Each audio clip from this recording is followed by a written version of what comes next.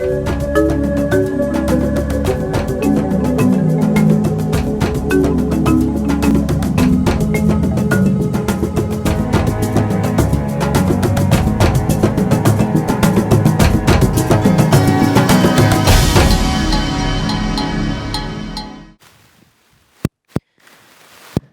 morning.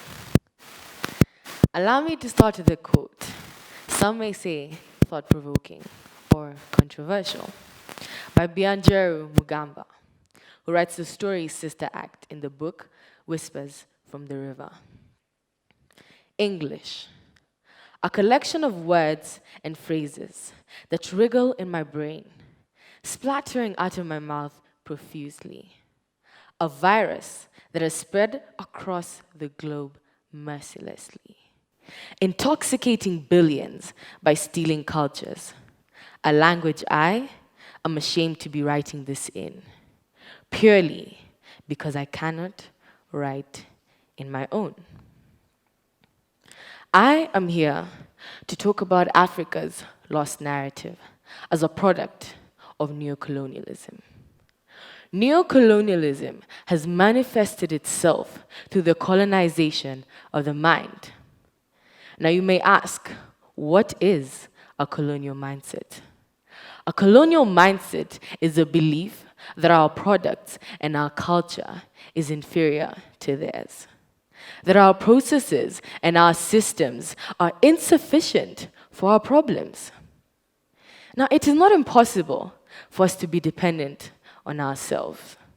We have storytellers such as Ngugi wa Thiong'o, who, sensitized to this new form of colonization, wrote his stories in Gikuyu because he understood that language is not only a means of communication, but a carrier of culture. So when storytellers such as Bianjeru Mugamba and Ngugi wa Thiong'o tell stories, they carry forward a culture. They create a narrative. A narrative in which we, Africans, have the opportunity to tell stories about our indigenous trees that have pharmaceutical benefits, stories about Rwanda and its economic growth, stories about our sports personalities. It is through these stories that we create Africa's future through the present. I'll take us back to our resources: oil, gold, diamonds, you. You, the person sitting next to you, the person sitting behind you. When Africans utilize our minds, we have a lot to create. We have a lot of stories to tell.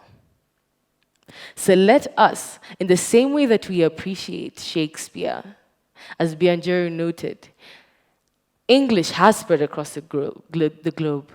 So in the same way that we appreciate Shakespeare, we appreciate Charles Dickens, let us also promote the storytelling of our own narrative.